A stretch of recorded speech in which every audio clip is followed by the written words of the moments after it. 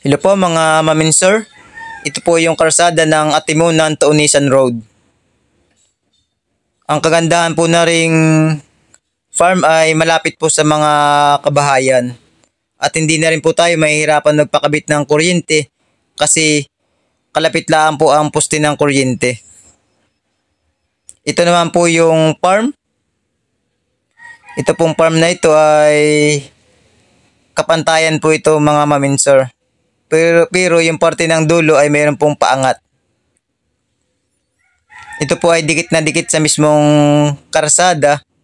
Kaya po wala na po tayong problema sa kung mayroon po tayong malalaking sasakyan ay pasok na pasok po. Ang tanim po nitong farm ay kung mapansin po ninyo puro niyog po ito at mayroon pong ilang pirasong saging at ilang pirasong mangga. Ito pong mga niyog na ito ay namumunga po ito at naharbisan din po. Ito pong farm na ito ay ang nagmamay-ari po na rin ay bali patay na po yung nasa title at may isa po silang anak. Yung isang pong anak na yun ang mismong nagbibenta. Yun naman po ay buhay pa. Ito pong farm na ito ay matagpuan sa Barangay Punon, Atimunan, Quezon.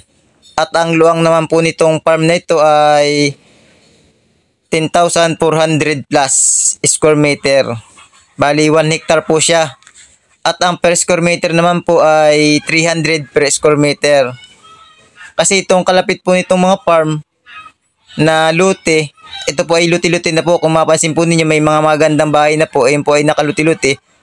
Ang per square meter po dito talaga, pag naluti-luti na ay nasa 225 or 2,000. Kaya po panalong-panalo na po tayo dito sa ating farm.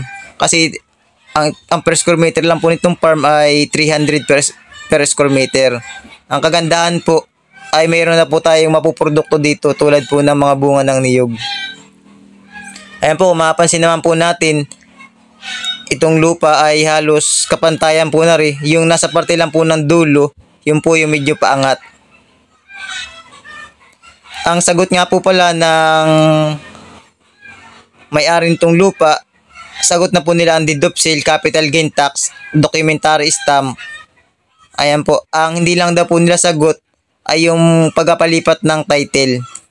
Sa mismong bibili na po yung pagpapalipat ng title. Kaya po hindi na po kayo mahirapan at kung ano po yung mga kulang ay ihahanda po nila, yung ibang kulang na document ay ihahanda na lang po nila. At kung ano po yung mga need ng attorney para po sa bintahan ay ihahanda po nila. Ayan po, napakarami po ng mga puno ng niyog dito at malakas pong mamunga. Ito po yung mangga. Ayan po yung mga balat ng niyog guys, sinusunog lang po nila dyan. Tama-tama po yung para po pausok din po sa mga mangga at saka sa mga niyog para po mas maganda pong mamunga at mawala daw po yung mga insekto na mga dumadapo sa niyog. Ayan, ito naman po yung mga saging-saging. Ayan po mga maminser, kung nagustuhan po ninyo itong ating farm ay contact na lang po kayo dito sa aking number o kaya po mag-comment lang po kayo dito sa ating video. Nang sa ganun po ay matripping po natin itong mismong farm nang makita po natin ng personal, ng mas maganda po ay personal po nating makita kung talaga pong magugustuhan ninyo.